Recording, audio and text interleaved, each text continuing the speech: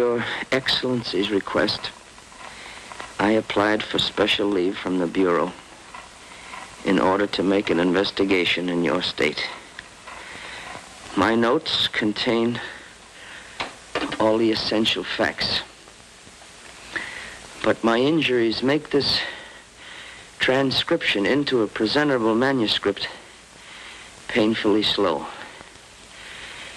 When finally completed, I will submit the following as a full report on parole conditions which resulted in the release of dangerous criminals who at once returned to their lives of crime.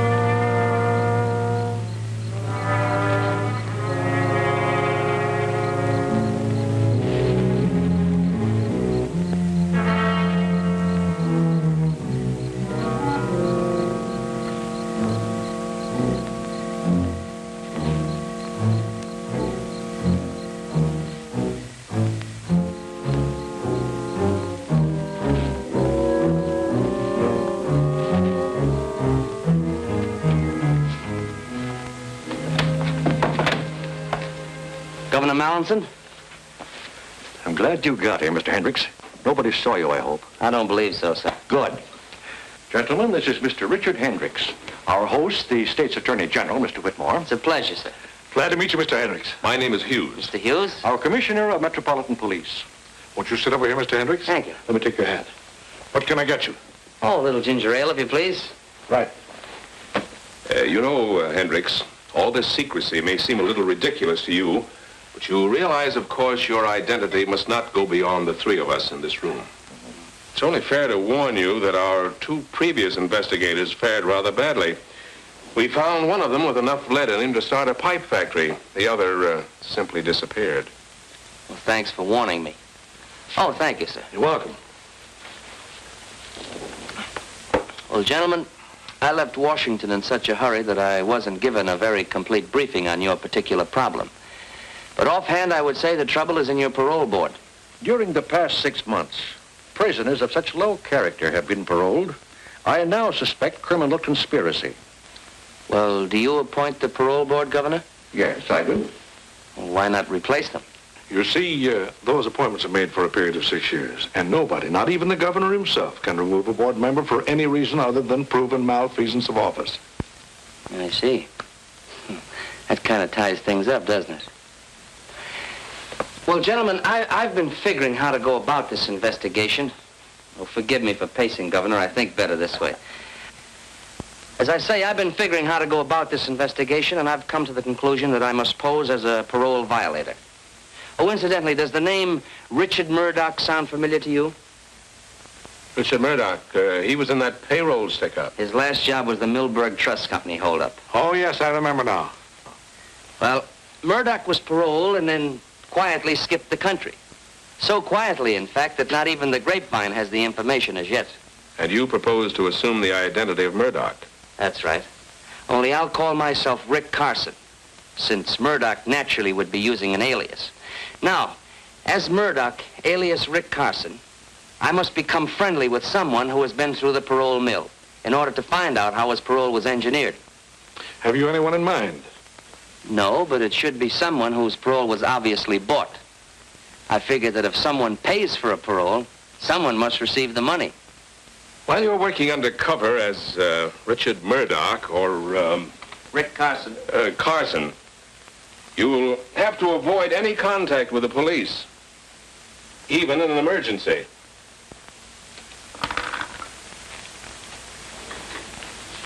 Here's my private telephone number, where you can reach me anytime, day or night. Thank you. Metropolitan 6267. Metropolitan 6267. I'll remember it. Do you have anyone coming up for parole who fits our special requirement? There certainly is. A convict by the name of Harry Palmer. Uh-huh. And when is the next parole board meeting? Let's see. Next Tuesday at the state prison. Next Tuesday at the state prison. Let me see. You're now serving time for attempted murder, Palmer. Do you have anything to say about that? Yeah, it was a phony rap. A lot of things about my trial smelled plenty bad. So does your police record. Do you think you've learned your lesson during your time in prison? I sure have, ma'am. I found out that crime don't pay off. Besides, I realize the things I've done ain't fair to Glenda. She's my wife. If you are paroled, will you conscientiously try to live a clean and decent life? Sure. You can bank on that, Reverend. You think you can earn a living? Honestly, I mean. You bet. I'm promised a job as chauffeur to Miss Dumont. She owns a pastime club. It's all in my application there. If you give me this one more chance, I promise I'll never step off the straight and narrow again. Why, he isn't sincere. He's merely playing on our sympathies. All right, Palmer, you may return to your duties. You'll be notified by the warden of the action of this board. Thank you.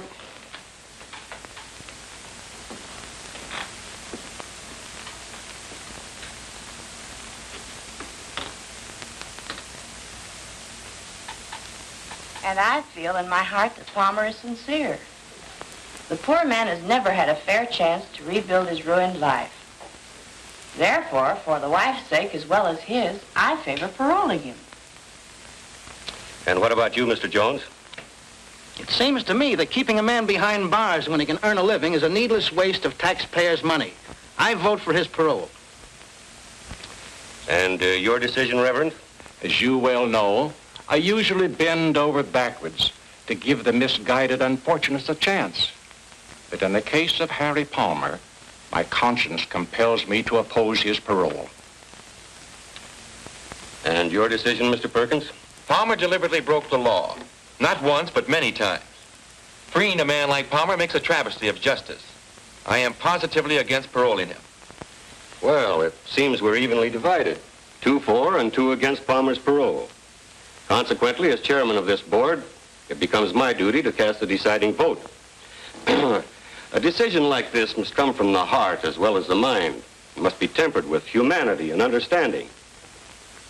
I watched Palmer when he made his plea, and I'm convinced of his sincerity. In view of this, I must cast my vote with Mrs. Prescott and Mr. Jones in favor of Palmer's parole. This is an outrage, Holliday. At least a half a dozen times in the past few months you've done the same thing. I just don't understand. I'm entitled to my vote the same as you, Mr. Perkins. Now, Palmer will have served his minimum sentence on the 22nd of this month. His parole will become effective on that date. I learned that Palmer's wife, Glenda, was working as a waitress at the pastime club. So I decided to hang around. I'll delete that hang around. So I decided to drop around to the club to look the situation over.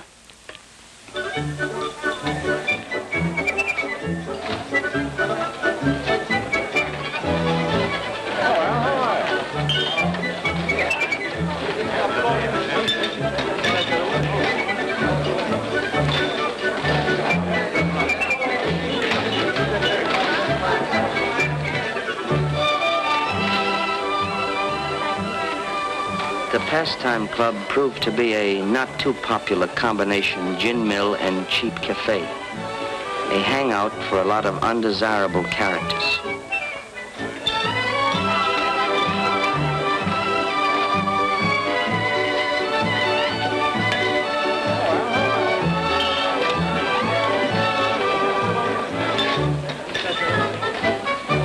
May I take your order, sir? Can't make up my mind. I'm a little undecided between a hamburger and a ham sandwich. Take the ham sandwich. You got a deal. Coffee, too? Yes, black, please.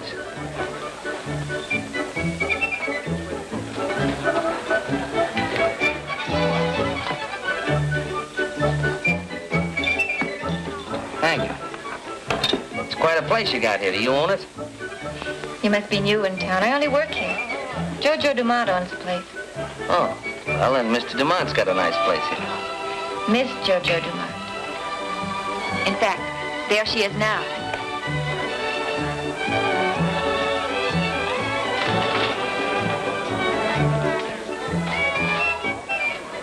I learned from Glenda that the owner of the place was Jojo Dumont, a woman of striking personality who had her own apartment in the club.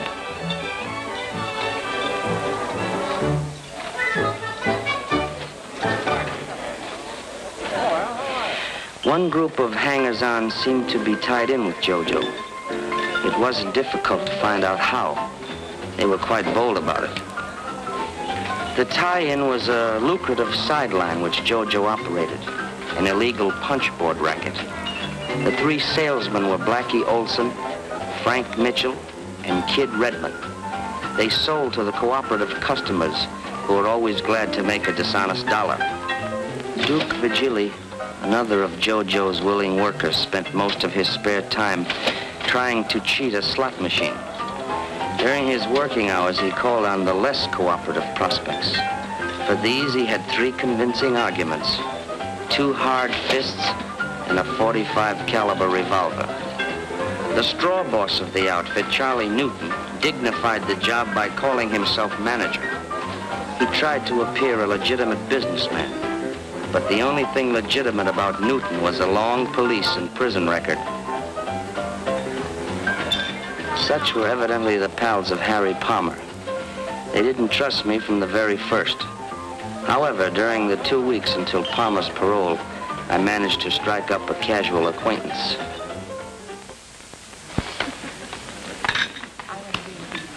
Never mind the cream, Jane. Understand you've been around a little, Carson. A little, here and there.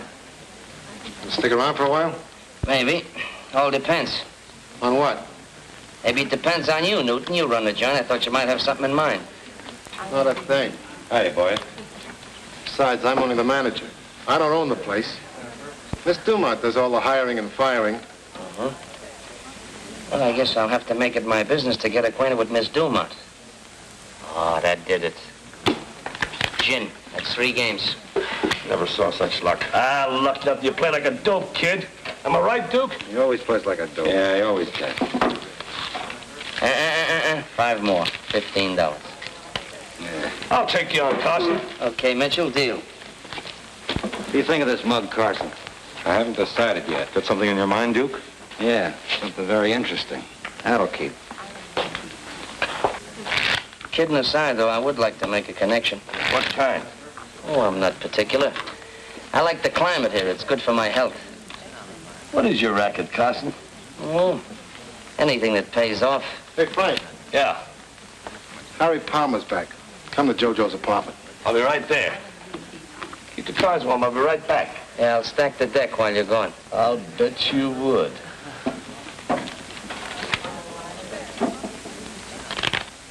I would have given a lot to know what was going on in Jojo's room. I found out later from statements of various people concerned. Sure looks natural. Just like old times, right? Sure, thanks. All right. Feeling better, Glenda? Wonderful. Seems like 100 years since I saw you, darling. Yeah, me too. It's what I've been waiting for. Frank will be here in a minute. Well, this calls for a celebration. How about fixing some drinks, Blackie? Okay, Jojo. Sure like her. You look right in the pink there, kid. They treat you good up there? What's on your mind, Charlie? How long are you going to keep Palmer on as a chauffeur, Jojo? Are you kidding? What do you think I got him out for? Chauffeurs are a dime a dozen. Other boys are all right fixing the boards. Now, Palmer's the best collector we ever had. As long as he keeps his nose clean. Is he having fun up there at all? The next time he gets in trouble pulling off side plays, I'll let him rot in the pen. Hiya, Harry. How goes it, Frank? It's great to see you, old son of a gun. Papa's home, huh, baby? How does it feel? Feels grand. Glenda's been in a tough spot, but she came through okay. Yeah, but it's a lucky thing you got the parole just now. What do you mean by that, Crack? Oh, nothing, but there's been a guy named Carson hanging around the past few weeks, and he's been making a play for her. That's not true, Harry. Duke's the one who's been on the make ever since you went away. Me, make a play for you? Ah, you're crazy. That'll be enough, Duke. I haven't met this character Carson yet, but I can tell you one thing. Glenda's been absolutely on the up and up. I knew that, but thanks for telling me, Jojo. Cork pop, folks. Help yourselves. On the house. I mean on Jojo. This bourbon? Uh-huh. Thanks, Blackie. Right. Here's to you, sweetheart. Here's to us. What's Duke beefing about? He doesn't like Rick Carson. But I can truthfully say Carson never got fresher. Handed me a line. Forget it, sweetheart. Run along and change your dress. But hurry back. I won't be long. How do you feel, Harry? Pretty good. Hey, listen, Harry. I didn't mean any slur on Glenda, but... Forget it, Duke.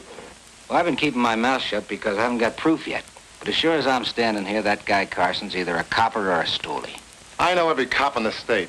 Well, he might be one of J. Edgar Hoover's boys. Carson's no more FBI than I am. That's all we need around here, a copper.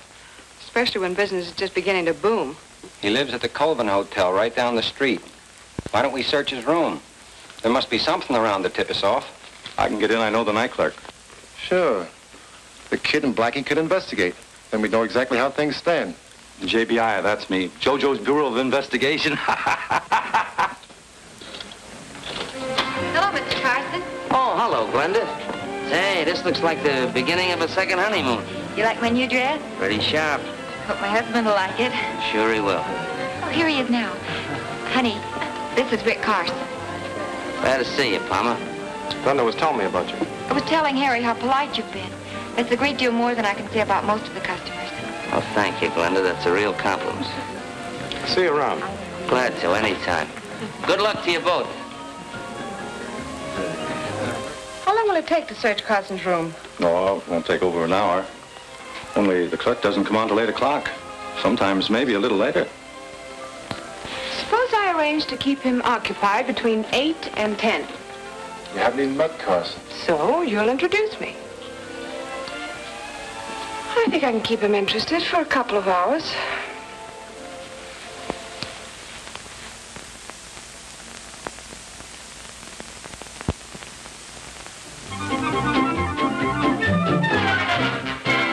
Oh, no more of those fast turns, please.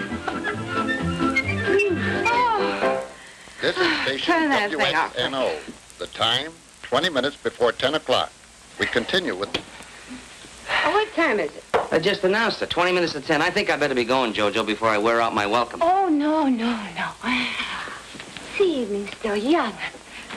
Besides, I think you're swell. I think you're a wonderful guy. Really. If you think I'm swell, you ought to meet my pal Monty. There's a real guy for you. Oh, I bet he ain't half as nice as you. What's his name? Monty Cooper. Oh, yeah, you said that. It's a nice name, Monty Cooper. Well, go ahead, call him up. Tell him to come on over. Oh, well, I couldn't do that. You see, Monty isn't in town. Oh, that's a shame. When's he coming back? Well, now, that all depends. Confidentially, Jojo, Monty's in prison. That's a shame. Poor Monty, locked up in the pen. Yeah. Well, forget I said anything. I talk too much. Oh, you can trust Jojo, honey. Yes, sir. Oh, fix another drink. I'll be right back. Yeah. Hello? Oh, hello, Mary. Oh, I'm so glad to hear from you. How you been getting along? Now listen, Jojo. We got the lowdown on that bird Carson, and we're on our way back. You'd better get rid of him. Oh, well, that's fine. I'll do that. Yeah, goodbye, Mary.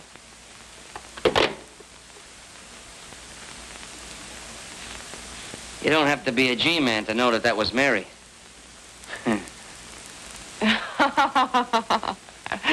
Oh, honey, you were listening. Yeah. Oh, no, I don't want any more tonight. Uh-huh. I can feel it coming. I'm about to be tossed out. You don't mind, do you? I'm beginning to get a terrific headache. I'll probably have one in the morning, too. Want an aspirin? No, thanks. Just my hat.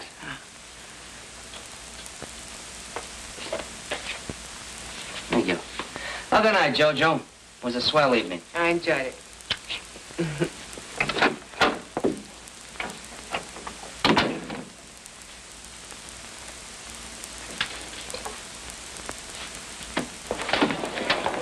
What'd you find out?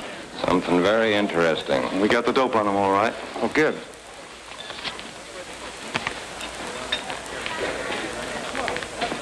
That is interesting.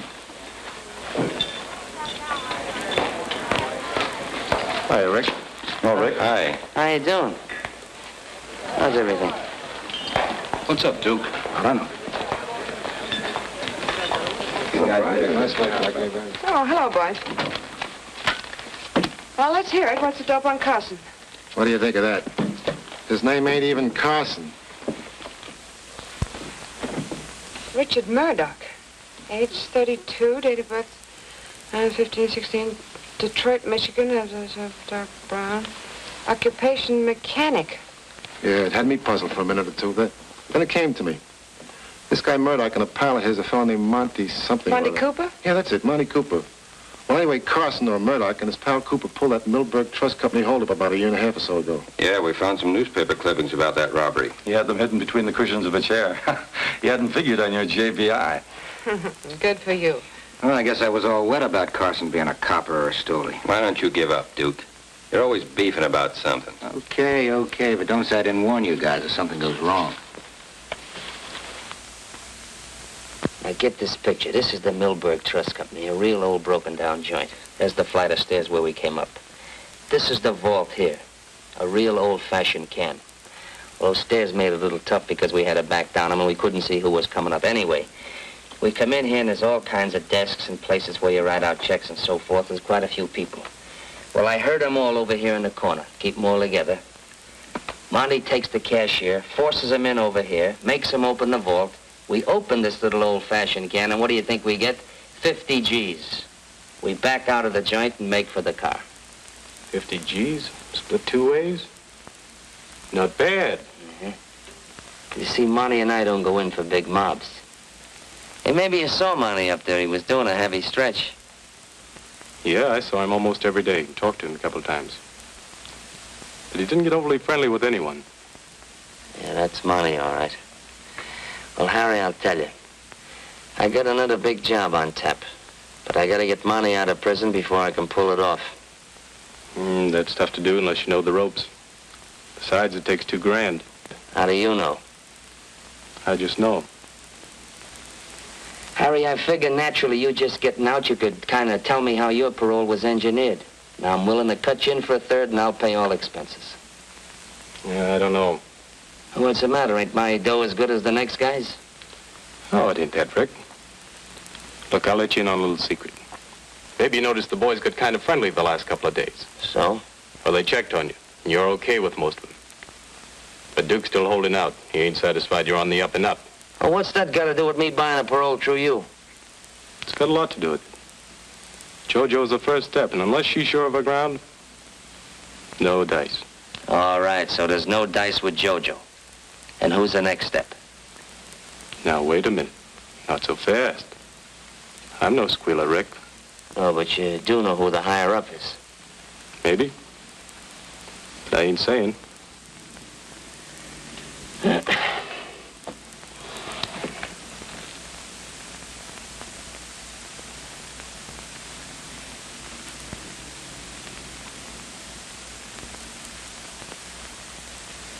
Harry, let me ask you another question. Who put up the money for your parole? Why, JoJo put it up. Because the deal is I'm to pay her back out. Oh, so she didn't put it up. She just advanced it to you. Yeah, that's right, but... Well, why cut in JoJo when you can easily go around her and pick up a couple of G's for yourself? All right, later on, if you want to cut her in, that's your business. You might have something there, Rick. At least it's worth it. Glenda's home. Don't say anything to Glenda. Hello, darling. Hi, baby. I'm ever tired. We had such a busy day at the club. Oh, Rick, you're not leaving. Yeah, I think I better be going. Why don't you stay for dinner?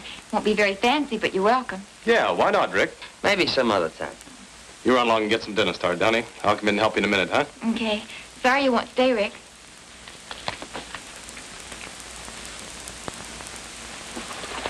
Can you get the $2,000?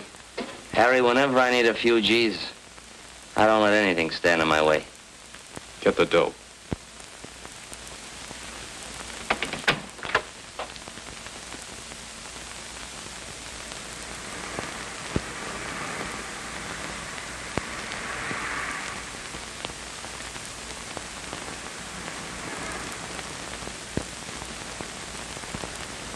I called the commissioner and told him I was all set to buy a parole for a pal of mine named Monty Cooper, but I had to have $2,000. He agreed. But as the boys were somewhat suspicious of me, and in order to gain their confidence, it ought to look like I had pulled a stick up. Go ahead, read it. Philanthropist. Philanthropist. Well, anyway, robbed. Bandit ignores jewels. Gets $2,000 cash. Neil Ingersoll, civic leader, was held up last night and relieved of $2,000 cash by a bandit who claimed he was not interested in jewels. Ingersoll, returning home at a late hour from an auction of antiques. What's a diff? Which he had been attending, stepped out of his car outside his garage to find himself looking into the muzzle of a gun. That must have been Carson. What makes you think so? I don't think I know. The word passed through the grapevine that I'd pull that job. And the boys who hung out around the pastime club immediately started to accept me as one of the boys, as it were. Well, I turned over $500 to Palmer and went with him to make the contact for Cooper's parole.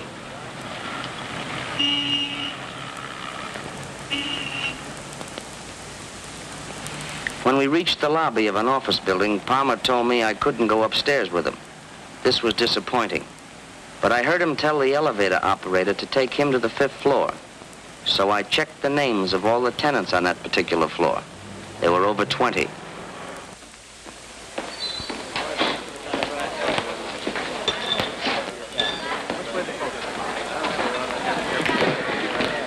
Is Miss Dumont in her quarters? Yeah. The jerk. Hello, Bonnie. Hello, Jojo. What's on your mind, darling?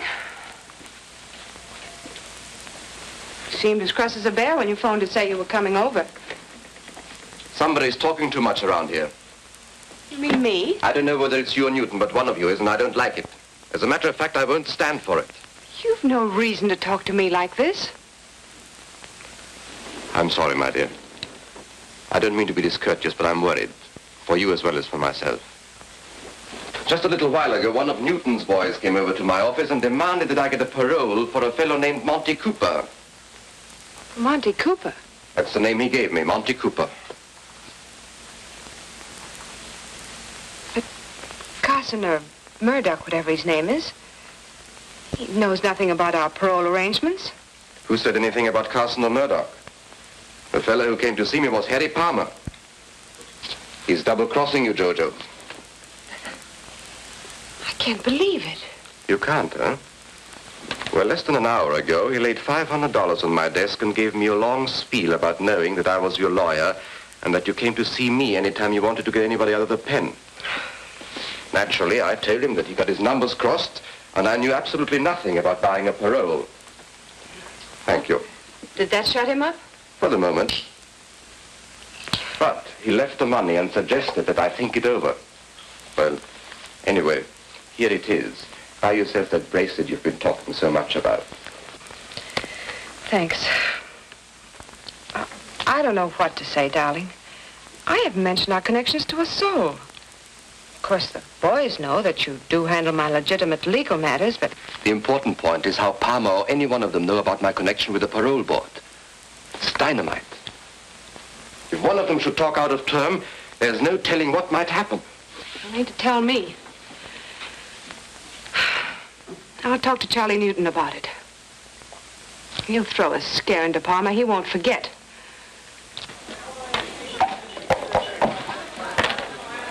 Four aces and two. Harry Palmer just pulled a double cross on JoJo. Yeah? What'd he do? That's my business. JoJo says she doesn't want any rough stuff. But I'm running the boys, not JoJo. Yeah, but JoJo just got Harry out. So what? You're just as good a collector as Harry ever was. Huh. I should say I am. You name it. We'll do it. Okay. Tell you what we'll do. I'll call Harry on the phone, tell him to call me back from the corner drugstore. When he rings up here, I'll tell him to skip it, that I changed my mind. Now, when he's walking back to his house,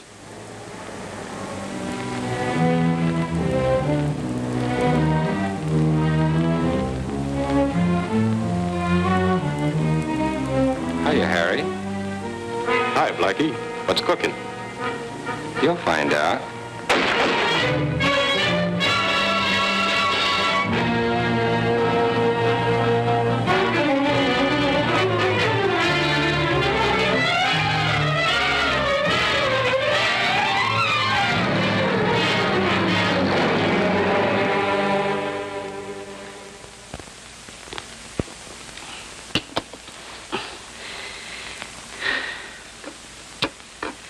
The killing of Palmer completely upset my plans, as I had now lost my only link to tie in JoJo with the higher-ups in the parole conspiracy. Well, how's the leg today? Oh, much better, thank you. Hey, Look. take it easy. Okay. I'm a coffee lover. Oh, I see. Well, I'll come back for that later. All right, fine. Hunting around for... Now, delete that hunting around. Make it fumbling about for a new lead. I looked up the grief-stricken and embittered Glenda, pretending to her that I wanted to avenge her husband's murder, which had cost me $500. Well, I showed her the list of tenants occupying the 5th floor of the building to which Palmer and I had gone to, and only one name, a first name, sounded familiar to Glenda. And that first name was Barney. B-A-R-N-E-Y. Barney. Now, it belonged to a man whose full name was Barney Rodescu, R-O-D-E-S-C-U, who was a lawyer and sort of a man about town. Well, I decided to find out if he was the contact between the crook on the parole board and JoJo Dumont. You know, in a way, Palmer getting bumped off like that kind of put me in a spot. How come? Well, we had a little deal together. You see, I figure Palmer just getting parole like that, he'd know the ropes. Remember me telling you about a pal of mine, Monty Cooper? I wasn't as tight as I seemed that night, you know. Yeah, I didn't think you were. You say Palmer was trying to help you get a parole for Cooper? Well, I didn't exactly say that, but that's the general idea. Go ahead, I can listen while I'm typing. Of course, you know I had to pull a little job to get the money for Monty's parole. You mean the Ingersoll robbery? I don't know anybody named Ingersoll. No, but the point is, JoJo, I'd like to get Monty out of the prison as fast as I can. You know, you should have come to me in the first place, Rick. You? Mm-hmm. I'm serious. I like to help my friends. Besides, I have a lot of influence in the right places. Mm-hmm. Of course, we'll need cash. Yeah, I know. $2,000. Palmer told me. Did you give Palmer any money? Yeah. Yeah, I gave him $500. And for you, here's another 1,000. Thanks. I, like to have a receipt. Oh, sure.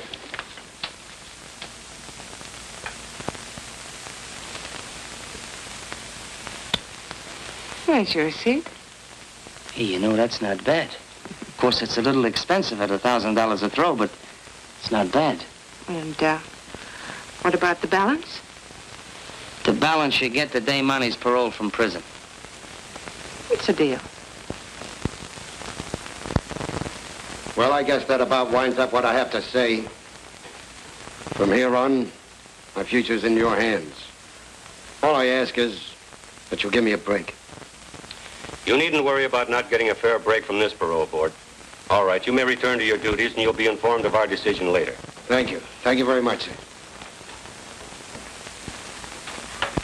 That man should be put away for life. He's an habitual criminal. Why should the state have to support this man for life? That's the wrong attitude. I agree with Mr. Perkins. I'm opposed. The man deserves a chance. Every man deserves a chance. Once again, we seem to be evenly divided, thus making it my duty to cast the deciding vote. And you vote for Cooper to be paroled? I do. Mr. Holliday. It's my privilege. But, Mr. Holliday, it's obvious... the chairman's privilege to have his own opinion. The majority votes in favor of Monty Cooper's parole. He'll be released in 2 weeks to report for work at the Ainsley farm at Meadows. I move for adjournment. Because I couldn't understand why anyone would give a job to a multiple loser like Monty Cooper, I decided to check the county assessor's records to find out what I could about Vern Ainsley. From the beginning, I had suspected Ralph Holliday of accepting the bribe to put through the parole. But with the information I had now obtained, I felt certain it was Rodescu who had offered the job on the farm to Monty Cooper. Suspecting the setup, however, was not enough. I still had to obtain the proof. That afternoon, I worked out a strategic plan.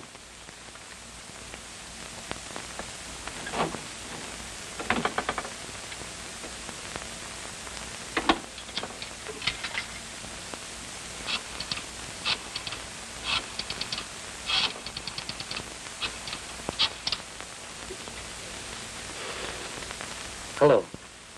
Commissioner. Commissioner, this is Hendricks. That's right. Hmm? Well, yes, naturally, Commissioner, I'm going out to the Ainsley farm. Oh, incidentally, I told the boys at the pastime club that I would meet Cooper out at the farm. But, Commissioner, there's just one thing, and I hope you won't let me down on this. You see, unless Cooper is picked up at the prison gates when he's released, if he should happen to come out at the Ainsley farm at the same time I'm there and get one good look at me, well, I'm afraid my career as Murdoch or Carson or Hendricks will come to a very sudden and painful end. Oh, you have nothing to worry about on that score, Hendricks. I've already notified 4 states of Cooper's impending parole. They'll be right there to arrest him the minute he steps foot outside the prison gates. Fine, Commissioner. I'll call you tomorrow afternoon. I think by that time I should have this whole setup in the bag. Yes, sir. Goodbye.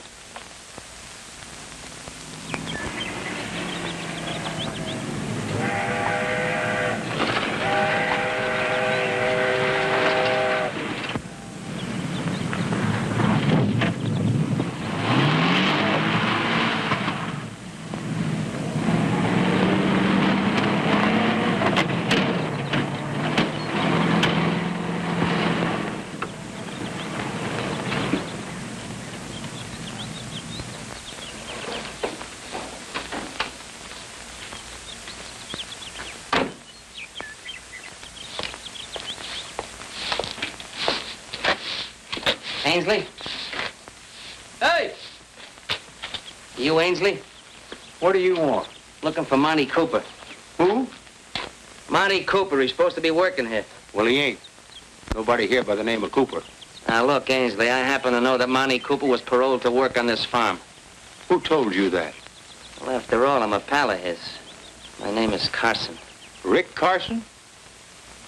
Well, I'm pleased to meet you, Carson. I'm glad to meet a real pal of Monty's, too. You know, confidentially, I put up the dough to spring him. Yeah? Well, I guess you'll be right glad to see each other again. Yeah. Only thing is, I don't expect Cooper much before tomorrow. You see, there ain't no other bus coming this way before midnight tonight. You don't know Monty very well, do you? If there ain't no bus, he'll take a taxi. And when he gets here, he'll ask me to pay for it. Well, you're welcome to hang around if you want to. I guess the boss won't care. Well, I thought you owned this place. Oh, I sold out a couple of years ago to a fellow named Rodescu, a young lawyer from town. Uh-huh. Well, tell me, does this Rodescu, does he come here very often? Mostly weekends. Him and a lady friend. They do a lot of riding. By the way, I'm expecting them this afternoon sometime. You make yourself to home. I got to get the horses ready. Luck to you, Carson. Yeah. I hadn't figured on Rodescu visiting the farm. I realized his presence might have set my plan, but I had to take the gamble. So I waited until Ainsley had disappeared. I had brought along an instrument which the Commissioner of Police had provided, and taking advantage of Ainsley's absence, I decided to make use of it.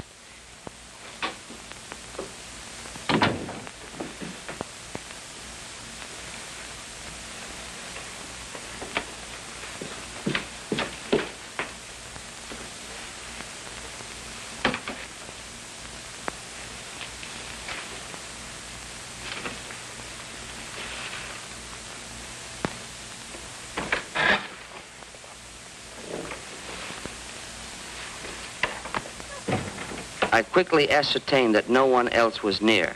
I fixed in my mind the details of the room and then found a suitable place in which to conceal the precious instrument.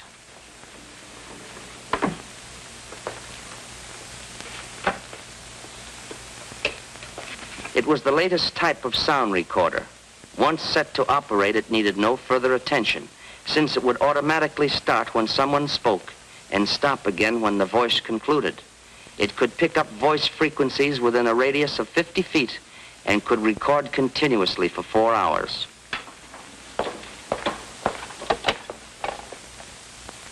Hello, get me Metropolitan 44244.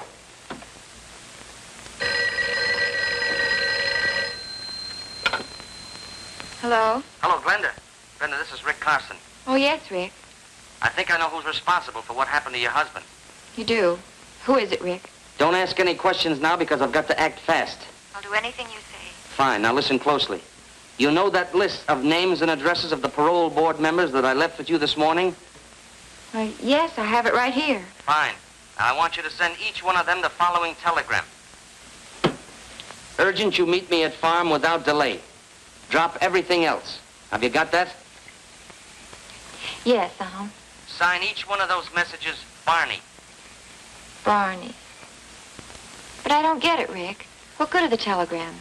Well, Glenn, just a minute, Glenda.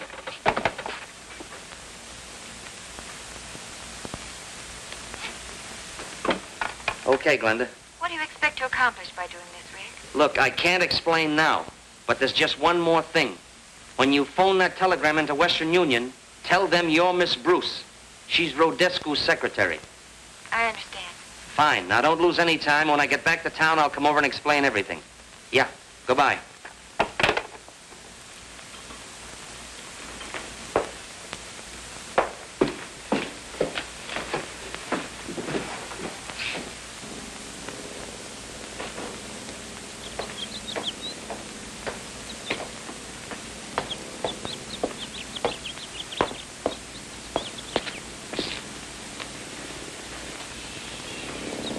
Oh, hi.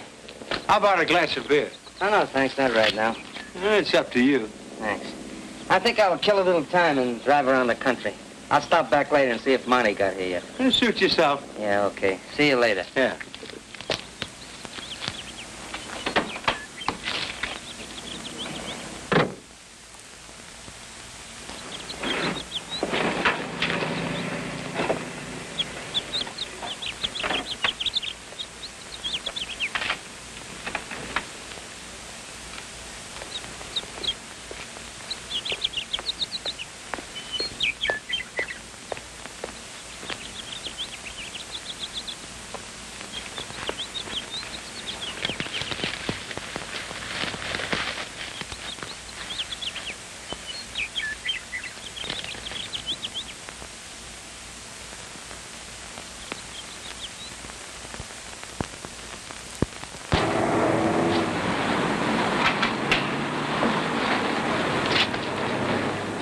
So long, Cooper. Take it easy. Yeah. You too, Screw. Good luck. Hey, Cooper, we've been waiting for you. Yeah, what for? We want to take you along with us. Who are you and what do you want with me? We're pals of Murdoch. Oh, that's different. Sure, we're taking you to see him. Oh, no, not me, boys. I'm slated to report to a place called Ainsley's Farm in Meadows. And I gotta go there before I do anything. Well, that's just where we're going. Murdoch's waiting for you there right now. He is? And he's mighty anxious to see you. Well, I'm mighty anxious to see him. Where's your car? Over there. Okay, let's go.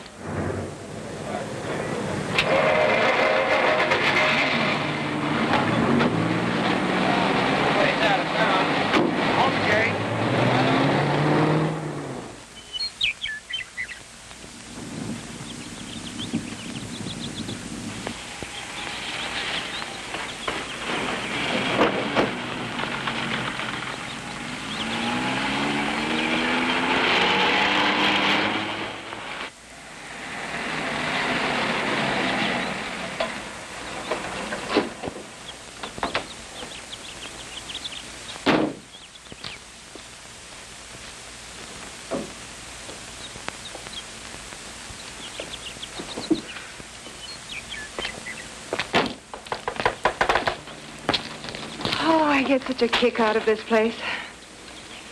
So peaceful. Why do you think I keep it, my dear?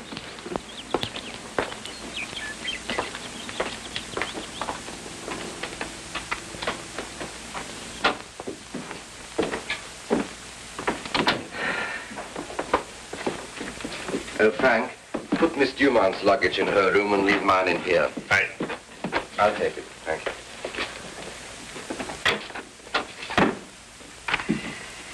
Darling, it's so good to be with you. Everything's okay. Oh, thank you, Frank. Olive complains me. He'll have some beer on ice. Feel like something to eat?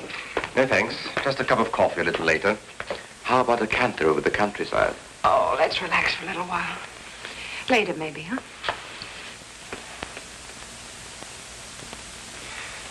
Do you think the fellows could push enough punch boards to raise, say, an extra $20,000 in the next few weeks? They might, by putting a little extra pressure on their customers. Then I think they should. A powerful anti-racket committee is being organized to run us, among others, out of business. And a little extra money wisely spent might help considerably. I'll see that Charlie Newton starts them out on it Monday morning. Good. In asking Glenda to send those telegrams to every member of the parole board, I assumed that only the one member who was mixed up in the parole conspiracy would know what was meant by the farm and the signature Barney. Well, just at dusk, I had the keen satisfaction of knowing that my plan had worked. I had sent those telegrams in the hope of tricking Ralph Holliday into exposing himself. Holliday was driving that coupe. But instead of trapping one member of the parole board, I had caught two. But Titus Jones arrived in the car with my primary suspect.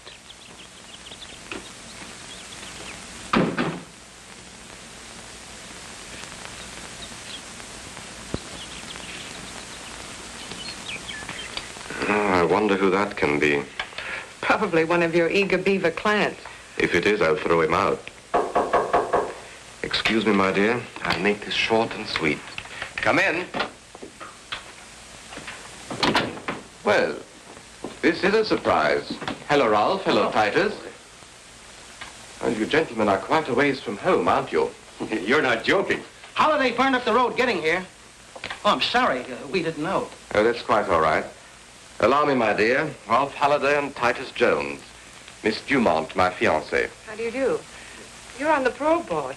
I heard Barney speak of you. Yes, we are, Miss Dumont. Parole board, Well, yes. sit down, gentlemen. Sit down. Make yourselves comfortable. What brings you out here in such a hurry? Why, we came in answer to your telegram. My telegram? I didn't wire you. What's that? You most certainly did. What does it say? Urgent, meet me at farm without delay. Drop everything else. Signed, Barney. Somebody must have got onto our parole board deal. We better clear out. Hold on. There's no use running off half-cocked. You better do a little checking first. I wish you would. How can you? And make it snappy. Hello, operator. Give me Ridgeway 84428. If my secretary's at home, we ought to be able to find out pretty quick. But it's Saturday. She probably has a date. Hello? Hello, Miss Bruce. Did you send any telegrams today to either Titus Jones or Ralph Holliday? You did not. Did you authorize anyone else to do so? You didn't, huh? I knew it was bad news the minute I received that message. Miss Bruce, I want you to check with Western Union right away and find out if you can who sent those telegrams and to whose account they were charged. Yes. Call me back at the farm the moment you have the information. Right. She'll call me back. Someone's on our trail, Barney. Have you told anybody about giving Holiday and me the money? Oh, don't be an idiot. You don't think I'd tip anybody off that I've been bribing the parole board? Maybe Mr. Holliday or Mr. Jones accidentally. Ridiculous. That's absurd. It could have been that jackass Palmer you had working for you. He only knew the connection between you and me. He knew absolutely nothing of your time with Holliday and Jones. Whatever the answer is, I don't like it. I'm getting away from here. So am I. This farm is poison. Just a minute, gentlemen. We're remaining right here until Miss Bruce calls back. We're safer here than anywhere else for the time being. I was confident the recording machine was doing its work. But to make the record admissible as evidence in court, I would have to swear that I had seen the people inside that room and to identify their voices. There was only one way to do this. Who can that be? Where can we hide? Relax, gentlemen. Come in. Oh, I'm sorry to bother you. I'm looking for a friend of mine. What makes you think he's here? Well, I was told he would be. My name is Carson. Oh, it's Rick Carson, darling. Let him come in. You needn't worry about him. Come in.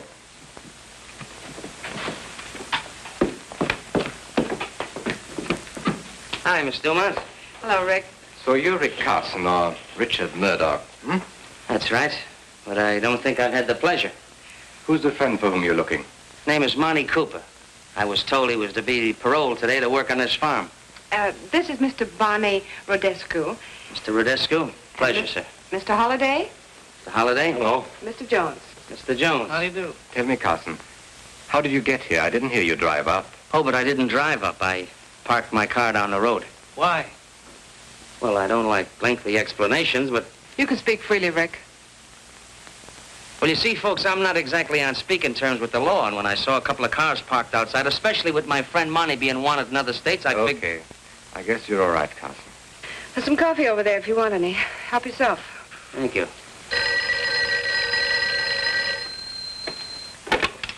Hello? Yes, operator. Must be my secretary calling me back. Yes, Miss Bruce.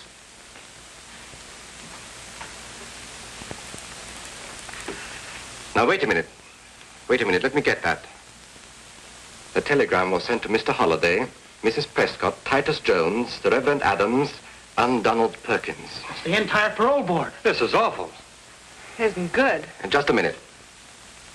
Telegrams were charged to my account and purportedly telephoned in by Miss Bruce. But when she checked and raised Cain with Western Union, they traced a call back to...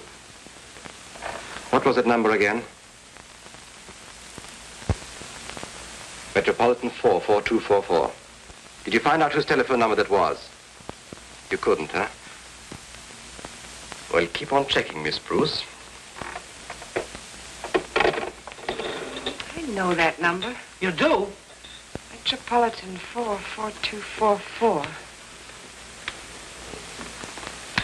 That's Glenda Palmer's number. A dirty little double-crosser. What does she think she's trying to pull? Something mighty dangerous for all of us, if you ask me. What was that number at your club again? Ellsworth, 36097. What are you calling there for? Get me Ellsworth 36097, please. What are you going to do? You'll see. Hello? Is Newton there? Let me speak to him. Hello. Hello, Dr. Newton. This is Dr. Rodescu. I want you to call on Glenda Palmer. Please, Barney, let's not get in deeper than we are. I want you to give her the same treatment that you gave her husband. Yes, it is a matter of life and death. Thank you, Dr. Newton. Killing Glenda isn't going to help. I'll get rid of her or anybody else who double-crosses me. Yes, that's right. Those states were notified in plenty of time to pick up Cooper on his release from prison. Yet the extradition papers arrived too late to arrest him. Any report on Cooper yet, Captain? Hold it a minute. He was picked up by 3 men who took him away in a car. After that, there's no report. Well, Cooper must be someplace. We've got to prevent him from reaching the Ainsley farm. Go ahead. I don't like this setup. No trace of Cooper, not a word from Hendricks. He should have contacted us long before this. He seems certain he could wind up this investigation sometime this afternoon. Well, if we don't hear from Hendricks pretty quick now, I suggest contacting that Palmer girl. I don't want that boy to be number 3 on our list of casualties. That's right.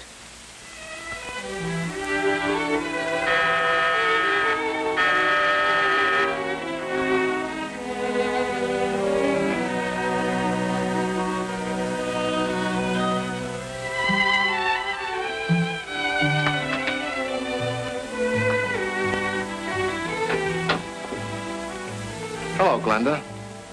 Oh, hello. I was expecting somebody else.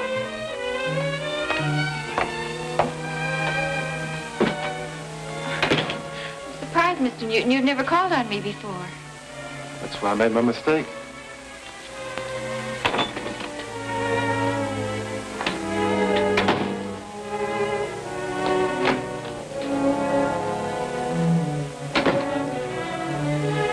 I'm sorry I can't invite you to stay. I was expecting someone. He should have been here before now. Well, it's a shame he's late. Now when he gets here, he won't find you at home. What do you mean? You're going out, Glenda. With me. No, I couldn't. Well, after all I told you, I'm expecting someone. Get your coat. Please go. Get your coat. Shut your trap.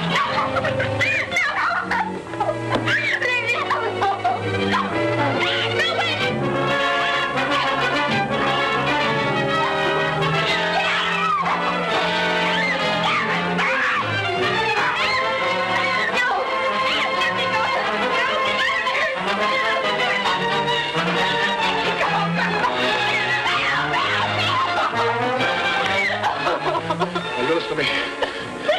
You shut up, or so help me, I'll kill you right here on his back.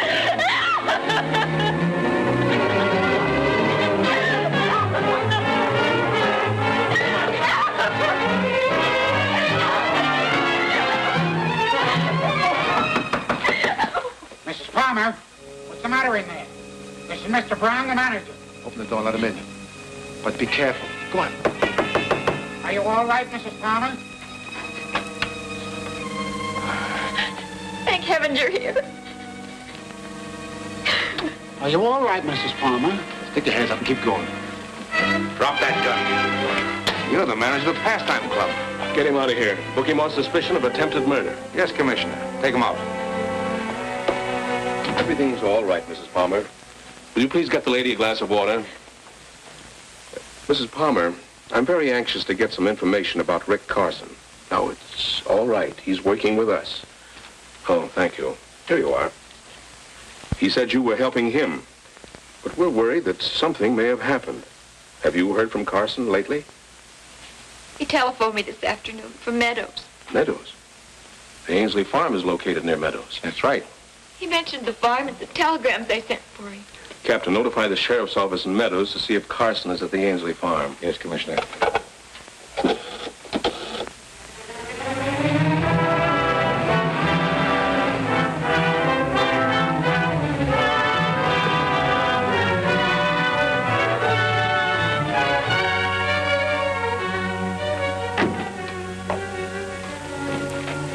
Jojo's here. I wonder who that other car belongs to. Never saw it before. Well, we'll say hello and show him you're okay, Cooper. Then we'll take a run into town. Fair enough. Well, Dr. Newton ought to have finished his treatment of Glenda Palmer by now. Oh, quite a joint you got here, huh? Well, we picked up Cooper, and here he is. Hiya, gang. Well, where's that old son of a gun Murdoch or Carson, whatever he calls himself now? What's the matter, Monty? Don't you recognize your old pal? You know, I didn't at first, but I sure do now. You're the guy who shut it out with me and a pal up in Wisconsin.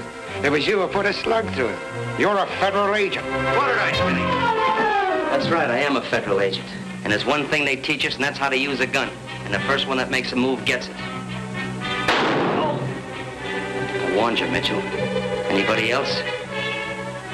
You see, the reason Cooper knew I was a federal man is because I once put him in prison. The very same prison that you very loyal citizens got him out of today. Looks like I'm going to have to put him back in again. But this time I'm going to give him a lot of company. I'm going to put you all in with him. But right now, ladies and gentlemen, I'm afraid I have to leave you. But I'll make you a promise. I'll be back again. Nice work, Ainsley, just in time. I heard the shot. I figured something was wrong. Shut up and pal of mine. Stop the Stop it! Put him in the chair. He'll be more comfortable here. Hey, Carson, here's some water for you. Now, speak. All right, Carson. Who put you on our trail? Well, I suppose we'll have to teach him how to speak. That's lesson number 1. He's stubborn. He'll need more than that. Ready to talk yet? Hit him again. We'll make him talk. Oh, why don't you shoot him and get it over with? Just a minute. We'll try once more. If he doesn't talk this time, he'll get a one-way ticket to the bottom of the river. All right, Carson. This is your last chance. Tell us just how much you know. You better talk fast and to the point. Sounds like police sirens. It is the police. What can we do? Don't let them find him here. Duke, Blackie, Kid. Take Cooper and Carson to the storeroom. Use the back way. Holliday and Jones, you better go along. Come on, boys. Through Here. Hurry up. Make it snap. Now, you and I will be taking care of Frank, Jojo. All right. And remember, he was hurt in a hunting accident. Oh, shut up.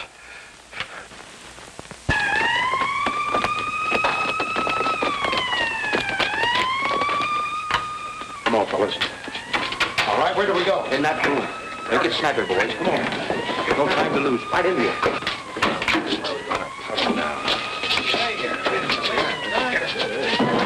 It's getting louder. They're coming in, all right. Quiet. Now. Lock it, boys.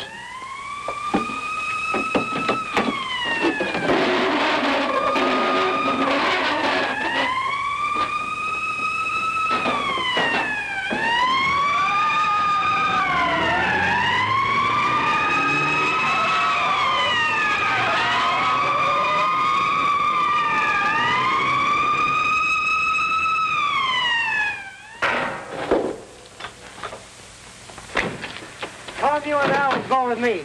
The rest of you look those cars over and see if you can find anything out here. Come on.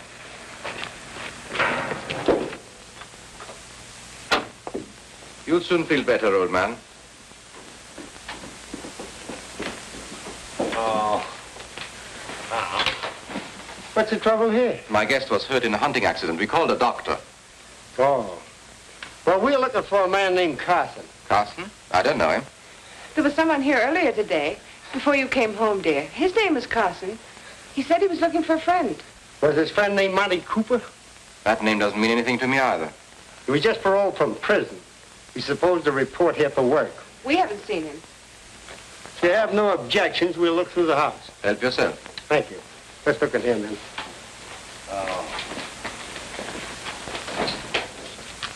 Jim, you go up there.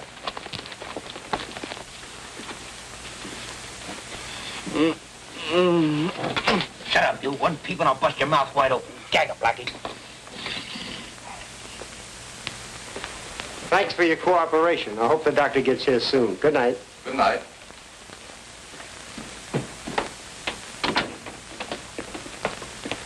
That setup doesn't look right to me. Yeah, Monty Cooper's supposed to go to work out here, and nobody seems to know anything about him. Kind of funny, ain't it? Yeah.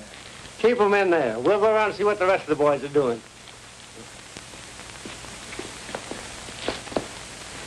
We haven't been in here yet.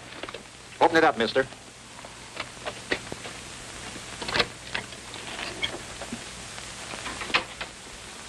All right, boys, look it over. Kind of stuffy in here.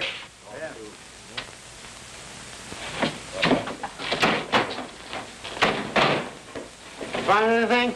No sign of Cooper or Carson so far. I'll make a thorough search.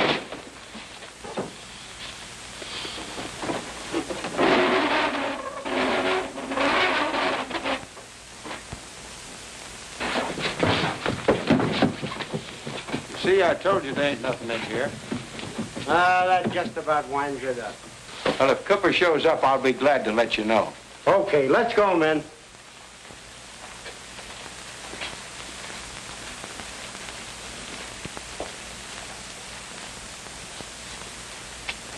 Boy, was I sweating. That was a close one. I thought sure they had us. Hey, Duke, how long do you think we'll have? Here we are. Hey. What's that? Hey! What's that back there? Yeah, keep your light in there now. Grab that man. Clear this stuff out, dude. Take that cabinet away. In here! You stupid fool! Where's your brain? Shut up or I'll put a slug through you, too. I'd like to do that myself.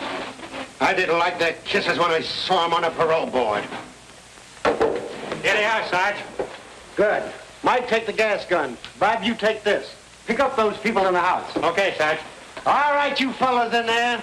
Come out with your hands up. You want us cover, you'll have to come in and get us. Now listen to me. If you don't come out, we're going to give you a dose of gas. You've got just 30 seconds to make up your mind. Let's give up, boys. We can't beat them. Please, please don't fight. They got gas, and I've got sinus trouble. Oh! That'll cure it. They're too many for us, Virgili. Yeah, why get ourselves killed? What's the matter with you guys? You all yellow? No, but we're not all fools either. Come out one at a time with your hands up. I'll count to 5. If you aren't out by then, we'll open up on you. 1, 2, 3, 4. All right, you get going. Come on, Come on, get going, get going. Move along, come on. Come on, step on it there. Come on, move along, move along. Keep those hands up. Let's see if there's anyone else in there. Right. Mr. Hendricks? Who shot you? Duke Vigili. We better call an ambulance. He's badly hurt. Yeah. Will you give me a hand here? I can't make it. Sure.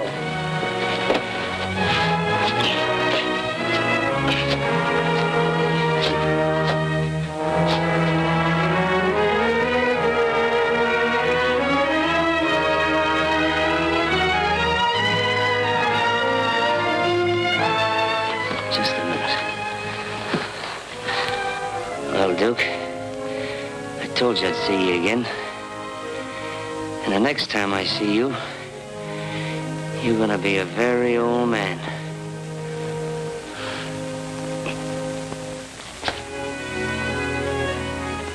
Oh, yes. Getting along real fine.